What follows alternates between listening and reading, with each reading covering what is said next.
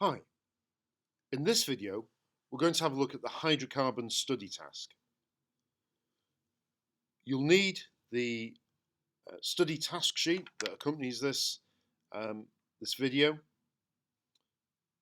for you to have a go at the questions that are on there. Okay then, let's go. This study task is all about oil fields, hydrocarbon fields more accurately, in the North Sea sector. This is a simplified map of the North Sea hydrocarbon fields. And in particular, we're going to be looking at the Brent field in the northern North Sea between Shetland and Norway, and the Lehman field in the southern North Sea between England and the Netherlands. Okay then, let's have a look at the data. The first question to get us going is about the oil and gas window. Should be fairly straightforward to answer that question. We then start looking at some cross sections of the hydrocarbon fields in the different parts of the North Sea. The North Sea isn't one uniform field. There are geological differences, some significant geological differences between these different hydrocarbon traps. So what I'd like you to do is work through these questions carefully. What's your units and what's your use of standard form? Remember though, this is all going back to the geology of these fields. Use the information that's on the cross section. In particular, these key numbers for the hydrocarbons that are stored.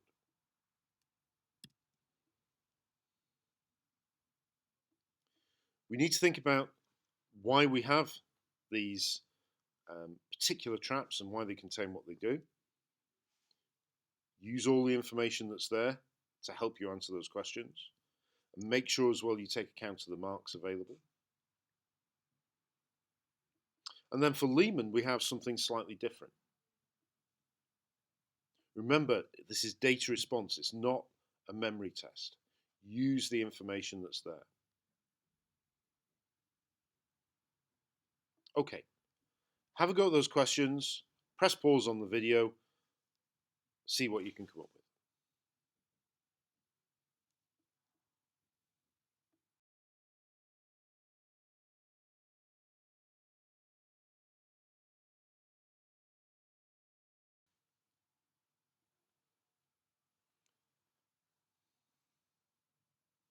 Okay then, let's review some answers. This, by the way, is a photograph of the Brent Alpha platform, the oldest platform in the Brent field, as it's being decommissioned. So this is how these structures are being removed from the North Sea when the field has finished production, so that this material can be taken back to shore and recycled. Okay. The first question was using the oil and gas window. Any question on this is going to be a similar type of nature about maximum or peak temperatures or depths for the formation of these hydrocarbons. So the maximum depth at which gas formation can take place is just over 5,000 meters.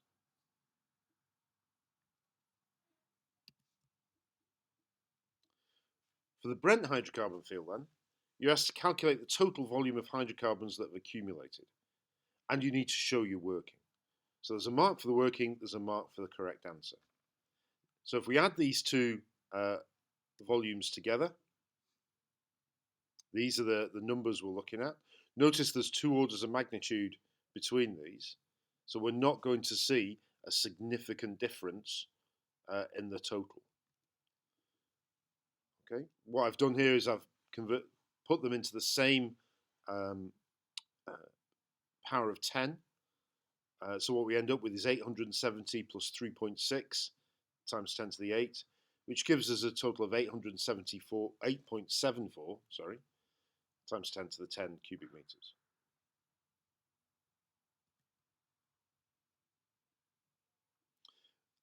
The next question looks at how the hydrocarbons have actually accumulated. Now, there's lots to go at here. Pick any three from this list.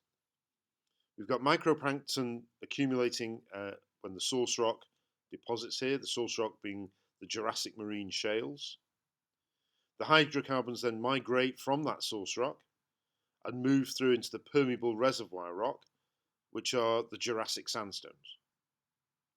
Because they're buoyant in water, they'll rise until they get stopped by the impermeable cap rock, which in this case is the Upper Cretaceous chalk and clay.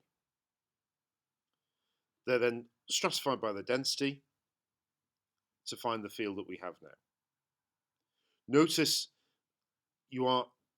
because you're being asked about this particular hydrocarbon field, if you just talk in generalities, you're going to get a maximum of 2 marks.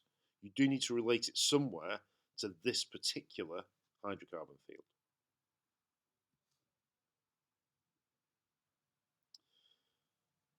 In this field, we can only recover between 33% and 56% of the oil. And we're asked for one geological reason for this variation in oil recovery. So it's nothing to do with the quality of the drill or where you can put the oil rigs. It's got to be about the rocks. And this is down to perhaps variations in permeability. Maybe there are different sizes of pores or different amounts of cement.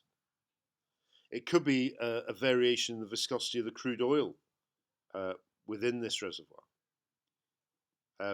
which would more viscous crude oil is going to sort of stick more to the grains. It could be fluid pressure in the reservoir might vary. Places you might get higher fluid pressure, you'll get greater return from the well. Or it could be development of secondary permeability, perhaps related to the faulting we can see there, which would increase the permeability and therefore the flow of oil from the reservoir.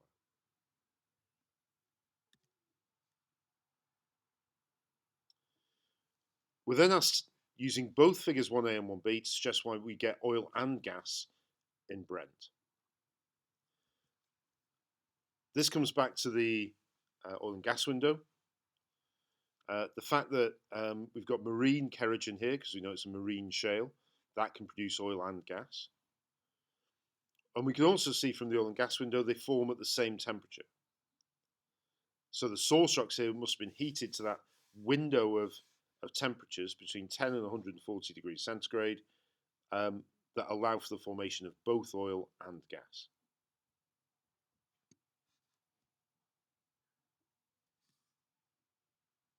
If we move on to the Lehman field, Lehman is solely gas. There's no oil found at Lehman at all. And the reason for that is that our source rock here is coal. As coal matures, methane gets produced because it's terrestrial kerogen, and that can't form oil. We only get gas.